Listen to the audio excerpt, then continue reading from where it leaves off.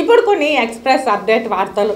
Telugu Desam party Chandragiri నియోజకవర్గ MLA అభ్యర్థి పులివర్తి నాని పేరిట నూతనంగా రూపొందించిన శాసనసభకు మీ పులివర్తి నాని పాటను చిత్తూరు పార్లమెంటు జిల్లా అధ్యక్షులు సిఆర్ రాజన్, ఎంపీ అభ్యర్థి ప్రసాదరావు, ఎమ్మెల్యే అభ్యర్థి పులివర్తి నానీలు బుధవారం సంయుక్తంగా ఆవిష్కరించారు.